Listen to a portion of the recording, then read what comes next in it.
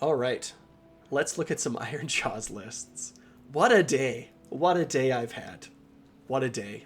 It's 3:45 in the afternoon. I've been doing this all day. All day. And I couldn't be happier. So I'm going to take an Ironjawz list that I was playing before, and I'm going to make some very small changes to it, and you're going to tell me what you think. So my general is a Weird Nub Shaman with Shaman of the Chilled Lands, with Hand of Gork. So I'm Hoarfrosting, I'm Blizzarding, and then I have another Weird Knob Shaman. Oh, I didn't do Battalion. Oh, I know why.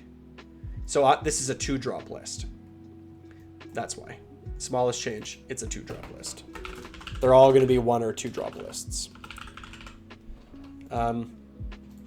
So I have a Weird Nub Shaman that's going to do Hoarfrost, and I have one that's going to do the Hand of Gork, essentially. That's the idea.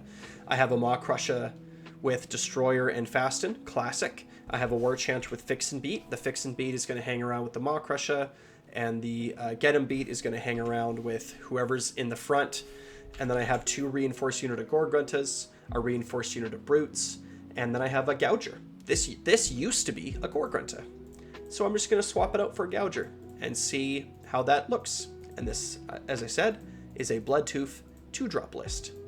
This feels pretty good, but not very exciting. Let's look at some more exciting lists. So this next one is a 1-drop Bloodtooth list with a Nullstone Adornment. We're playing a Maw Crusher with Destroyer, Mighty Wall Leader, and Fasten. We have a War Chanter with Fix and Beat and a Pouch of Null Dust. We're gonna make it very difficult. Because we're 1-drop, we get to go first. We get to make our opponent go first. And depending on who our opponent is, we're gonna say, you don't really get to use spells this turn. So good luck buffing yourself. Right? Good luck buffing yourself. Good luck throwing mortals at range. Good luck, Seraphon. I hope you enjoy Primal Miscasts. That's what it's going to be. And then we're also using that Pouch of Null Dust to set ourselves up for that battle tactic, the new battle tactic. Then we have 2 reinforced units of Gorgruntas, a single unit of Brutes. This is just mainly to zone out the back line or to be teleported and grab some side objective away from like 1 or 2 wound dorks trying to grab it. And then we have 2 Hack and Crews. I don't know, man. Here's the idea, okay? Our opponent goes first. Fine. Null Dust. Good. They're going to unpack their castle a little bit, try to get their 5 points. Fine.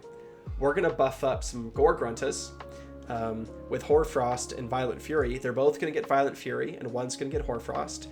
They both go smashing in.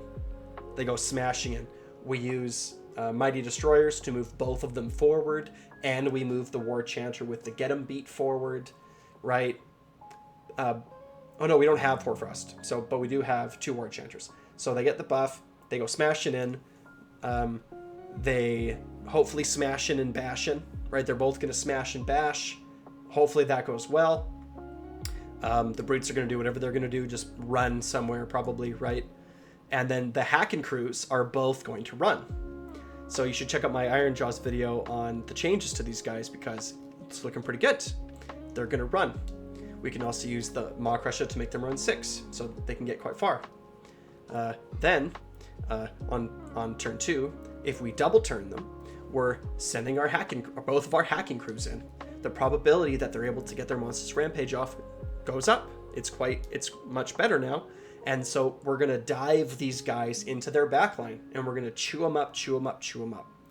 The third wave is, of course, the Maw Crusher. The Maw Crusher's been sitting in the back the whole time, grabbing objectives, just like staying out of range of stuff, making sure he's wholly within 18 to give out like triple all-out attack or triple all-out defense or what have you. And he's wave 3. If our opponent doesn't unpack very much at all, if they're playing super castly, well, maybe we just send in, like, Ironjawz always had a problem where they ran out of steam. With the changes to the momentum mechanics, that changes a little bit. It means that if our opponent's going to stall, well, we can stall too. We can throw Gorgruntas at him our first turn, a second unit of Gorgruntas at him our second turn, a Hack and Crew at him our third turn, another Hack and Crew Metamorph 4th turn, and then a Maw Crush on turn 5. We can do that because the Hack and Crew is just going to keep running in circles in the backline, generating more and more momentum, making sure that when they do engage that they're going to be at the top of their charts. They can just grab objectives. Once they start running around and building up momentum, the probability that you can guarantee that on your next turn they're able to run and charge goes up. On turn 3, if they ran turn 1 and ran turn 2, they are guaranteed. Guaranteed. They start with 1. No, they're not guaranteed. But the probability that they are able to run and charge is significant. Because, I mean, technically you could roll 1 momentum and then be stuck down at 1 momentum again, right? Because if you roll a 1, you're not gaining any momentum over turns, right? But still, the probability that your run and charge is like, that you know that your run and charge is guaranteed goes up significantly. And it's a really good monstrous action. Being able to jump over their battle lines and get into their heroes, like, that's awesome. And then smashing and bashing on top, it's like, yeah, I'm gonna bang up your hero, cool. And then I still get to fight after. Like, it's so good. It's so good. And then even as their momentum goes up, their speed goes up too, right? So, like, I don't know, it just feels good. Just feels good. I'm excited. I'm not going to play this list, but I want you to play this list and tell me how it went in the comments. Please do. Let's look at another one. So this is a Bloodtooth 2-drop list with another Nullstone adornment. So very similar to the last one, Maw Crusher with Destroyer, War Chanter with Fix and Beat and a Pouch of Null Dust, War Chanter with Get 'em Beat, reinforced units of Gore-Gruntas and a unit of Brutes. This is in fact identical to the last list. What we're doing is we're swapping out the 2 Hack and Crews for 3 Gougers or 2 Gougers and a Gruntas. So we're not playing this list as hyper aggressive with 2 Hack and Crews, but we are gonna still have like some Gougers and some Gruntas. So it's just more stuff. Let's see what happens if we go like this. So you can see that there's like a list here. I think this is exactly what my next list is. So if you're not as big on playing double Hack and Crews, you know, this might be a better list choice for you. Because it is 2-drop. I think the previous list was 1-drop, so it's very aggressive. But being 2 drops is very good as well. And yeah, Maw Crusher, War Chanter, Reinforced Gruntas, 5 Brutes, Gouger. Like pigs, right? Like pigs. Pigs are coming, man. Pigs are coming. You could also do like 2 Gougers and then a double reinforced unit of Gore-Gruntas. I don't think that's very as good, but I mean, I don't know, man. It's looking pretty good. Next list. This is a Bloodtooth 2-drop list. So now we're going back to some casting. These are non-Nullstone adornment lists. So we have a Weird Knob Shaman with Shaman of the Chilled Land. So we're getting access back to our Hoarfrost here. Maw Crusher with Destroyer and Fasten, War Chanter with Fixin', War Chanter with Get 'em, 2 reinforced Gore-Gruntas, single unit of Brutes, 1 Gouger, 1 Hacking Crew. This list is a more all-around list, right? This is a more all-around list. If I was going to test out a Bloodtooth list, I think this is the one that I would do. I would test out how the Gouger feels. I would test out how the Hacking Crew feels. Right, and we're still playing with all of our normal tools. We have, you know, we're gonna make our opponent go first, which means on turn 1, our Weird Knob Shaman can Hoarfrost and Hand of Gork. So, you know, the Gore-Gruntas are gonna get in where they're gonna get in. I personally love my teleports. Yep, it feels good. It feels very, very good. I would, of all the lists, I think this is the one that is my favorite that I would probably play. So many lists to play, I'll tell you what. Here's a Bloodtooth 2-drop list. Now we're playing with Tusk Boss. Ugh, I don't know, man. 350 points. I don't know if unlocking that battle line is really worth it. But we'll see. So here's a Tusk Boss with Destroyer, Mighty Wild Leader, and Fasten. Sure. I mean, Destroyer on a 350 point model. Like, I don't know, I see the value there. A War Chanter with Fix and Beat, a War Chanter with Get 'em Beat, and then Braggott's Bottle Snatches. So if you don't remember, this is a Rabble Rouser, a single unit of Swig Herd, a single unit of Boingrot Bounders, so that's 10 of them in there, and a Gobblepalooza. And there's more than that too. I always forget. Let me just have a quick look here. They deep strike. So that whole unit comes in as 1 drop. Right? I didn't put all of them in the list, but there's a lot of units here, right? It's going to be Herd, it's going to be 3 more units in here, right? So yeah.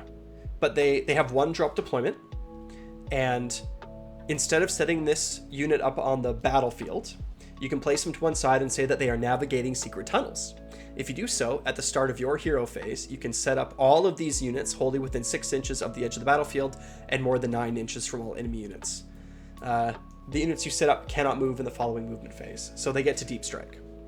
Wholly within 6 inches of a board edge. So surround and destroy. That feels pretty good. You can put them in a corner if you want, and then bam, there's your surround and destroy. Easy game. Or you can deep strike them and then move them into surround and destroy position, because the hoppers have 10 models. Like, it's a lot of models that you're bringing onto the table here, right? It's a lot. 22, 27, 28 models. So that's pretty cool. And then we're playing a bunch of pigs. I have a reinforced unit of Gougers, another Gouger, a unit of Gorgruntas, and a Hacking Crew. Rabble Rouser is going to be on the opposite side of the table. Everybody run in charge. Everybody run in charge. All the Gougers and all the Gruntas and all the King's Men charged. We're just being super aggressive here. And not only do you have all these pigs, but you can also take... I kind of figured that the Squig Herd and the Hoppers are going to run around and grab objectives. Maybe you leave the herd alone and they sit there and they just screen out Rabble Rouser. But after... everything in this Braggart's Bottle Snatchers is expendable. Once it's been on the table for a turn, once you've had a chance to run and charge everything, well, you're good. Right? Like, that's okay. You can also try to defend him with a unit of Herd. And Gobblepalooza has a spell. They have a couple spells. They have to be outside of 9, which means you get to be within range. And you do this at the start of your hero phase. So they can... they have a War Scroll spell that gives Strike Last to like an enemy. I think that's 12-inch range. And they also put up a bubble around them. Their other spell, Fungoid Cloud, I think. Every friendly unit within that cloud gets -1 to hit. So I would have to double check if it... I'll just do that right now. But I'm curious to know if it is... it's friendly Gloomspite Gits units that are wholly within range. So you can't give -1 to hit to your pigs. But you will say that everything, like, you know, this whole Regiment of Renown is going to get -1 to hit against them. That seems okay. You can also cast Mystic Shield on the Squigs, right? I don't know. You also get to use your poison, so you can give the Squig Herd like +1 rend. Like, I don't know, like, it's okay. But look at all these pigs. Let's look at another one, another 2-drop list. This one is very similar to this one I just did, but this one is more hardcore into pigs. What we're doing is we took out the Braggart's Bottle Snatchers, and we just threw in a Rabble Rouser and a Weird Knob Shaman, and then more Gougers. Oops, all pigs. 7 big pigs, 8 big pigs. Do you want to play a big pigs list? I know some people do. I think this is the list for you, right? If you're like, hey, I love the big pigs. I bought so many. Well, here it is. Fix 'em beat, get 'em beat, Rabble Rouser, Weird Knob Shaman, Hand of Gork, 3 reinforced Gougers, and a Hacking Crew. Good luck, have fun. Like, subscribe. Wah.